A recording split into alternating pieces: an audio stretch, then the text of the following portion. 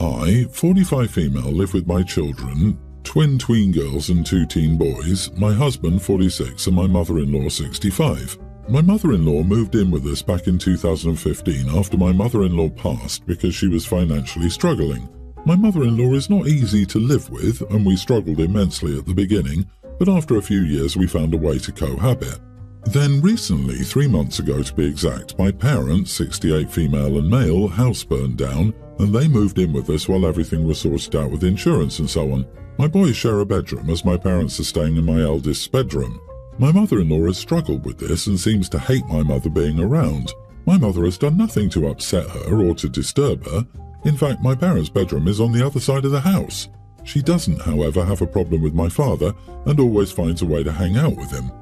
A few days ago, while I was away for work, a massive argument occurred between my mother and mother-in-law.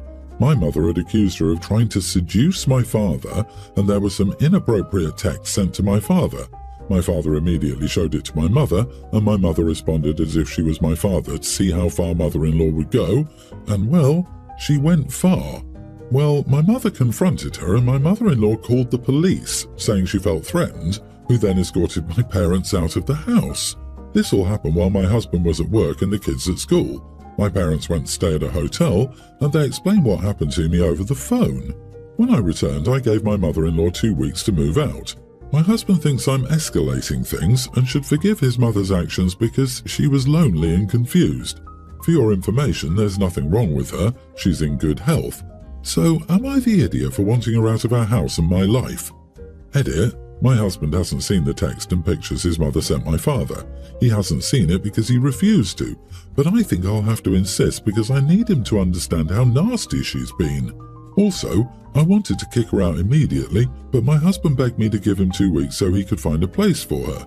And my parents, being the saints that they are, said that I should give him that. My husband has also profusely apologized to my parents, but my parents aren't upset with us and hold only my mother-in-law responsible, as it was her disgusting actions that led to this. Not the idiot. She's not confused. She's a menace. She made a false police report, which is illegal. Hubby needs to grow a backbone. It sounds like he's been prioritizing mother-in-law over you the whole time and now is even backing her illicit behavior. I don't immediately jump to divorce, but Hub's backing the woman who tried to seduce and then throw your parents out of your home. That's a statement. He drew the line, OP. I would take him up on it. Honestly, your husband can move out with mother-in-law so she's not lonely and confused. Exactly. Mother-in-law didn't just kick OP's parents out, she called the cops on them and had them removed from OP's home, which reeks of mother-in-law. She now thinks she's calling the shots in that house, and if OP's husband gets his way, she will. I'm gobsmacked at the delusion of the husband. She's lonely. Then go to bingo. Volunteer at the library. Join garden club. There are about 1 million ways an able-bodied 65-year-old woman can entertain herself and keep herself busy and engaged. One of those ways is to not put the moves on your daughter-in-law's dad. Heck, she initially moved in because of finances. Get a job. She wasn't confused about texting silver-haired intimate stuff at that poor man. She wasn't confused when she called the cops on them. She wasn't confused when she presented herself as the legal occupant of the house and had them removed. She's been there for 8 or 9 years now. She thinks she's got a position to call the shots in the home. I honestly don't know how she can stay after this stunt. I wonder what the OP's husband would say if the OP said this. It's equivalent to saying, I'm lonely at work and will try to seduce the boss. I just sent him photos of my hoo-hoo, so when HR wanted to fire me, I called the police and had them escorted out. Imagine your home being invaded for the rest of your life by an entitled monster-in-law. Nah, I jumped ship the first year. This poor OP has already put up with so much. My husband convinced me to go see his parents for a week in another state. I had 2 reasons for not wanting to. For one, I just had a baby 1.5 months ago, I have PPDs, and I'm still not up to par. I don't want to be around anyone, his mom especially, because I find it exhausting. And for 2, they have an unruly Rottweiler that they have 0 control over. He's not aggressive, but he's destructive, jumps on people and barks excessively. So I didn't want to go at all, but he assured me we would stay in a hotel and all would be well. There are only 2 hotels within a 1.5 hour radius, deep wooded area in Maine, and I reminded him and asked him several times if he booked the hotel. He said he was handling everything and to stop worrying so much. So anyways, we got to Maine last night, and lo and behold, the hotel closed its office doors at 8 p.m. It's a bed and breakfast, and the owners live in the house, and it's advertised as all doors closed by 8 p.m. right on their website, which I didn't know. We got there at 10 because he was catching up with his family. We returned to his parents' house, and they gave us the guest room. I brought the baby's bassinet, so I set that up and we went to bed. Well, their unruly dog came in the next morning and peed all over the bassinet. Luckily, my baby was not on it. So I'm damn angry and tell my husband to bring me to the hotel because I'm 2 seconds from losing my cool. I told him to shut the door when he came out, and he didn't, so it's his fault. Well, he drives me to the hotel, and lo and behold, he didn't book in advance, so there's no vacancy. He said he assumed there would be openings because of how backwoods it is. So I called the only other hotel, 1.5 hours away, and nope, they're booked too. I told him I just wanted to go home at this point, but he refused and said we could just stay with his parents. I told him, fine, but you're sleeping on the floor the entire time. I told him I wouldn't be putting our baby in that bassinet, considering we couldn't clean it without a rug cleaner that his parents didn't have. And I told him he's not sleeping in the bed with me and the baby because the bed is a double and I don't trust that one of us won't roll over on the baby, so she needs her own side of the bed. Since he's the reason we're in this position, he will make the sacrifice and sleep on the floor. Before going to bed tonight, he tried arguing that he should be able to sleep on the bed too, and that I should just sleep with the baby in my arms like I do when we have contact naps during the day. I told him that wasn't happening. 1 hour of naps is much different than a whole night's sleep, and I don't trust myself for that long to sleep with her in my arms, especially not being this exhausted. Before going to sleep, he said I was being a damn idiot and apparently punishing him for wanting to see his family and accusing me of trying to sabotage his trip. You are not the idiot. In all honesty, I have a suspicion that he purposefully didn't call ahead of time to ensure you guys had a hotel room in order to force you to stay with his parents. I would take the baby, get in the car, and go home. Seriously, co-sleeping can cause SIDS, even if the baby has its own half of the bed. It's not safe. Leave him there and get home at any cost. Travelling out of state with an infant of a mother with PPD who isn't up to it is the part where he became the idiot. The rest is just bonus idiocy. The baby hasn't even had their first shots yet, right? You should leave this man-child with his parents and go home. Uber, whatever. Go home with her baby. Lady, your husband's a moron. I don't think any of this was accidental. I think he just figured it was NBD. If you said it somewhere, you could rest and not have dog pee all over the bassinet because it's not his bed. He gets what he wants, a visit you didn't want to go on anyway. This entire visit was all about him. Him. I'm just going to suggest that the next time you don't want to do something, you just tell him no. And if he keeps nagging at you, tell him to screw right off and go stay with mommy because you're not. You're an adult, and you do not have to do something you don't want to do. And for him to even think you could just throw sheets on a bassinet and put your baby to bed is crazy. Next time, tell him to screw off and go do what he wants because you're not going to. This is just so much BS. My husband and I met in college. Before that, he dated Millie from ages 14 to 17. When I first met his family, they all seemed to be in awe of me and it was quite awkward, so he explained that his family, and most people in his life before college, believed he and Millie would be together forever. I was uncomfortable, but he assured me he loves me and only me. We had a few fights over things his friends said, but ultimately it was clear that we were being dumb. I didn't have any problems related to Millie for several years. Everyone seemed to have moved on. My husband and I now have 3 kids. My middle son, a young grammar schooler, is in the same grade as Millie's son. They're in different classes, and I only learned about this after my mother-in-law passively mentioned it. The moms in my son's class created a group chat.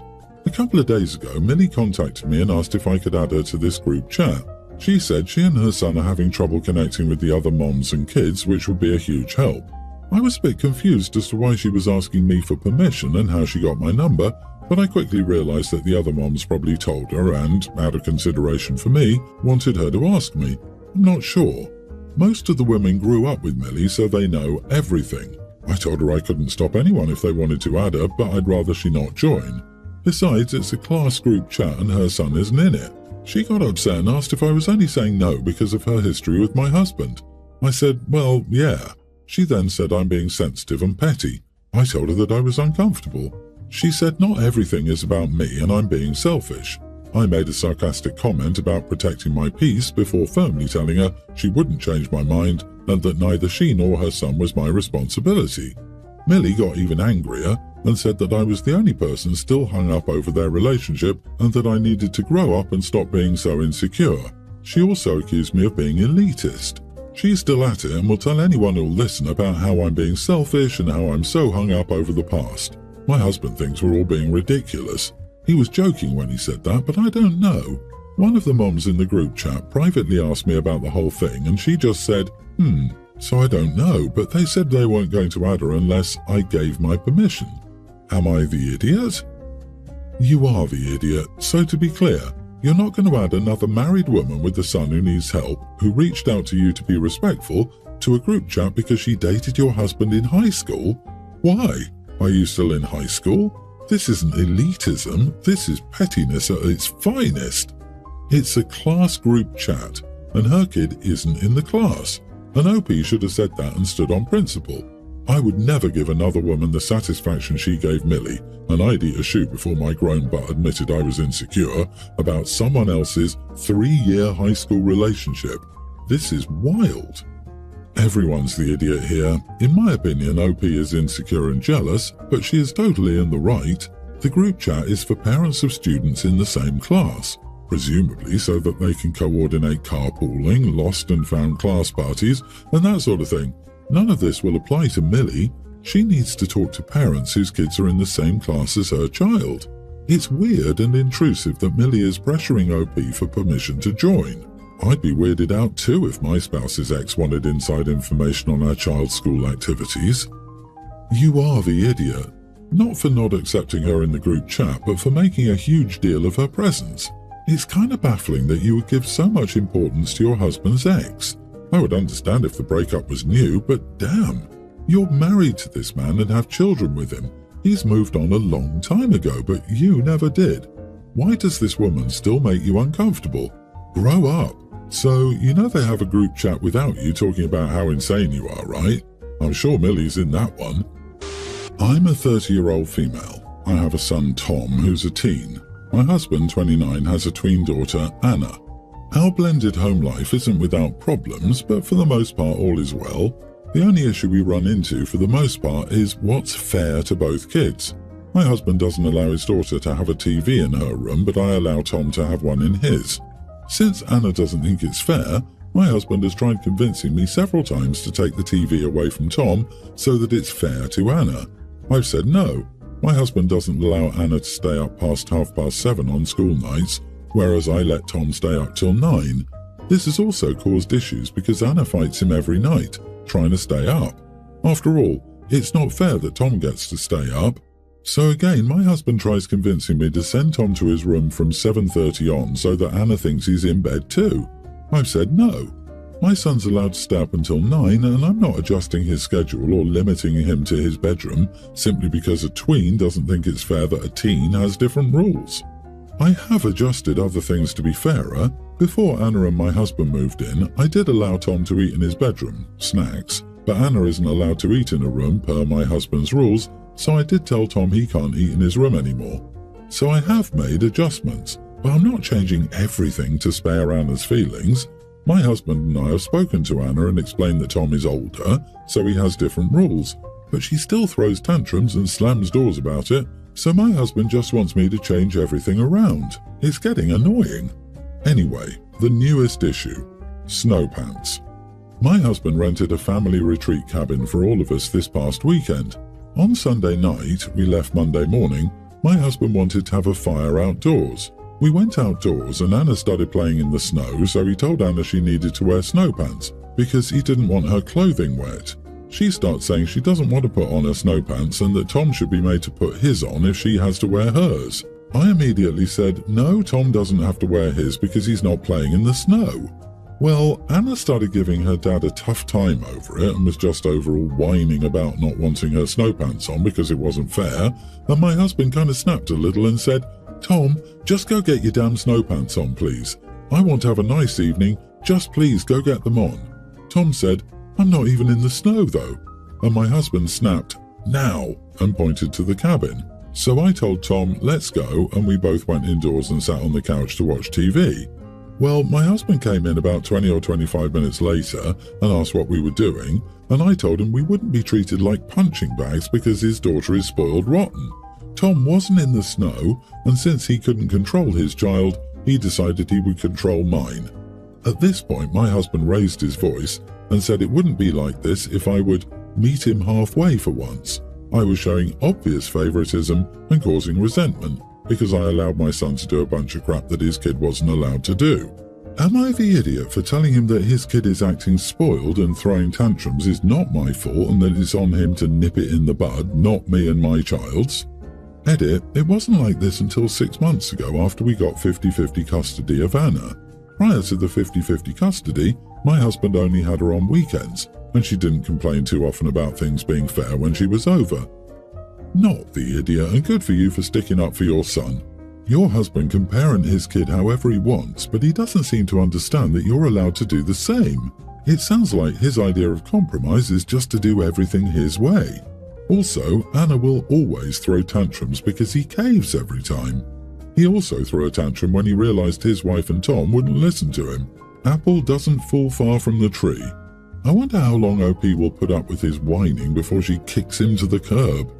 Yeah, and he's doing Anna no favors by raising her to be so entitled and obnoxious. Why couldn't Anna leave her snow pants off to turn this around since Tom could?